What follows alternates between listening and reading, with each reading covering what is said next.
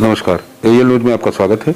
इस वक्त हमारे बीच में नागरिक एकता पार्टी के राष्ट्रीय अध्यक्ष मोहम्मद शमीम जी हैं। हम उनसे चर्चा करेंगे कि 2022 का जो चुनाव आ रहा है उसमें नागरिक एकता पार्टी की किस तरीके से चुनाव के लिए तैयारियां कर रही है।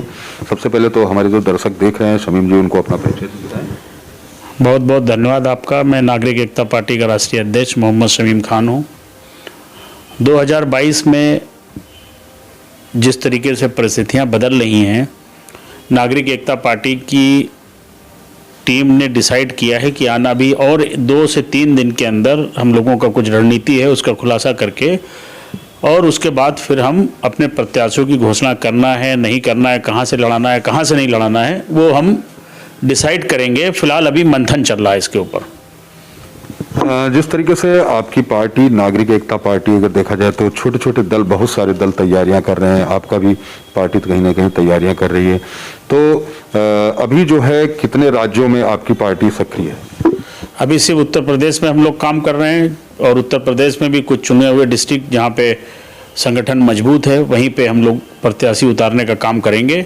अभी उत्तर प्रदेश अपने आप में इतना बड़ा स्टेट है कि यहाँ काम करने के लिए बहुत समय चाहिए और संगठन को मजबूत करने के लिए, लिहाजा दूसरी तरफ तो कहीं सोचा ही नहीं जा सकता, सिर्फ उत्तर प्रदेश में ही अभी हम लोग मेहनत करेंगे। जिस तरीके से बहुत सारे छोटे दल लोगों के साथ गठबंधन के लिए तैयार हुए हैं तमाम पार्टियों के साथ, तो क्या नागरिक एकता पार्टी का भी कुछ इस तरीके का कुछ एजेंडा बनाया है क्या? नागरिक एकता पार्टी जो है, या नागरिक एकता पार्टी हो या फिर उलेमा काउंसिल ऑफ इंडिया हो, और या बाकी और भी पीस पार्टी हो, और इस तरीके की तमाम पार्टियां हैं। हम लोगों ने, हम 3 लोग मिले भी थे अभी पिछले महीने में। समाजवादी पार्टी ने जिस तरीके से छोटे छोटे दलों को लेके अपने मंच को साझा किया या अपने मंच पे बैठाया है या उनको हिस्सेदारी दिया है या उनसे बात किया है, तो मुझे लगता है कि जिस तरीके से मुस्लिम समाज को जो रिप्रेजेंट करने वाली जो क़यादत की पार्टियां हैं या मुस्लिम समाज के जो लोग हैं, उनको जिस तरीके से इग्नोर किया है समाजवादी पार्टी ने, मुझे लगता है कि आने वाले टाइम में, हम लोग तो चाहते थे कि इनके साथ कुछ बात बन जाए, हमने बात भी किया, मैसेज किया, बात नहीं बन पाई। क्या कारण है? हो सकता है कि उनको लगा हो कि मुसलमान तो बगैर मांगे आ रहा है, बगैर बगल में बैठाए आ रहा है, तो उसको हम काहे को लिए इनके लोगों को बुलाएं। तो मुझे लगता है कि ये कहीं ना कहीं जो समाजवादी पार्टी की रणनीति है उसमें बहुत बड़ी चूक हुई है, और अगर सत्ता से इनको बाहर रहना पड़ा तो यही एक कारण हो सकता है जिसका खामियाजा ये इनको 2022 में जब चुनाव का रिजल्ट आएगा उसके बाद आपको देखने को मिलेगा। मुस्लिम वोट की अगर बात करी जाए तो जिस तरीके से मुस्लिम वोट की बात करी जाए तो कहीं ना कहीं मायावती भी मुस्लिम्स को टिकट दे रही हैं, बात कर रही हैं, या समाजवादी भी दे रही है, कांग्रेस भी दे रही है। तो आपको क्या लगता है कि जो मुस्लिम वोट है, वोटर वो किधर जाएगा? मैं मुस्लिम समाज के लोगों से अपील करना चाहता हूं कि आपको बहुत सोच समझ के वोट करना है, और ये ज़रूर देखना है कि 5 साल किसने आपकी आवाज़ उठाई, कौन सी पार्टी ज़्यादा मजबूत थी जो ज़्यादा तरीके से आपकी आवाज़ उठा सकती थी और उसने आवाज़ नहीं उठाई है। भले ही इस बार आपका जो भी नतीजा है, लेकिन मैं यही चाहूँगा कि मुस्लिम समाज को सोच समझ के वोट करना चाहिए, और जिस तरीके से मुस्लिम समाज की पार्टियों को इग्नोर किया गया है इसको मद्देनज़र रखते हुए मुस्लिम समाज को वोट करना चाहिए। मुस्लिम समाज की आज की तारीख में राजनीति में कोई हैसियत नहीं है फिलहाल दूसरी पार्टियों की नज़र में।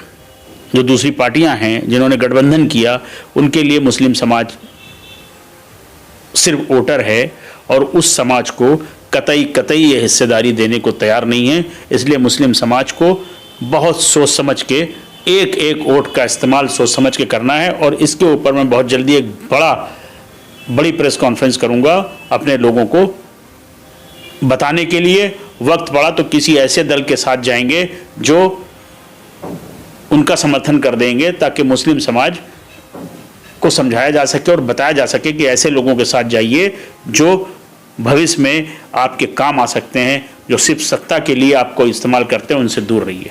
बहुत शमीम जी, एक आखिरी सवाल आपसे और है कि जिस तरीके से ओवैसी उत्तर प्रदेश में पूरी तरीके से आ चुके हैं, वो भी अपनी सीटों पे प्रत्याशी लड़ा रहे हैं, तो मुस्लिम समाज क्या ओवैसी के साथ रहेगा? बिल्कुल, अगर वो वैसे ही लड़ा रहे हैं तो क्यों नहीं रहेगा। और मुझे दिख भी रहा है जिस तरीके से उनकी रैलियों में लोग आ रहे हैं, तो मुस्लिम समाज उनके साथ बिल्कुल जाएगा। बेस वोट हम लोगों का वही है, वो लोग जब साथ में आएंगे तो बाकी समाज भी साथ में जुड़ता है। पहले जो है वो मुस्लिम समाज ये देखता है कि आपके साथ कितने लोग जुड़े हैं, या दूसरे समाज के लोग भी देखते हैं कि आपके साथ कौन कितना आपका समाज जुड़ा है। जब आपका समाज आपके साथ जुड़ता है तो दूसरे समाज भी जुड़ते हैं, और बिल्कुल लड़ाना चाहिए, क्यों नहीं लड़ाएंगे। और मुस्लिम समाज ने कोई ठेका थोड़ी नहीं ले रखा है कि हम चुनाव लड़ेंगे तो वो जीत जाएंगे, वो हार जाएंगे, इसमें कोई लेना देना नहीं है। जिसने जो पार्टी बनाई अपने कैंडिडेट उतारने के लिए बिल्कुल स्वतंत्र है, और एकदम उतारना भी चाहिए, किसी का कोई ख्याल नहीं करना चाहिए। संघर्ष हम लोग कर रहे हैं और संघर्ष करते रहेंगे। बहुत बहुत धन्यवाद। देखिए, जिस तरीके से शमीम जी ने बताया कि जो मुस्लिम समाज की बात कर रहे हैं, कि मुस्लिम समाज की वोटर की बात कर रहे हैं, तो वोट को लेकर के कहीं न कहीं मुस्लिम में भी एक बात आ रही है कि जिस तरीके से सभी दल बात कर रहे हैं मुस्लिम वोटर्स के लिए, तो कहीं न कहीं उसमें नागरिक एकता समाज पार्टी जो है वो भी एक संदेश के तौर पर जिस तरीके से बताया शमीम जी ने। तो अभी 2022 का जो विधानसभा चुनाव है, देखना इस बात का है कि मुस्लिम जो वोटर है वो किस पार्टी के साथ जाता है, किसके साथ उसका समर्थन होता है। सदा वसंत कैमरामैन के साथ मनीष सच्चेदानी, लखनऊ।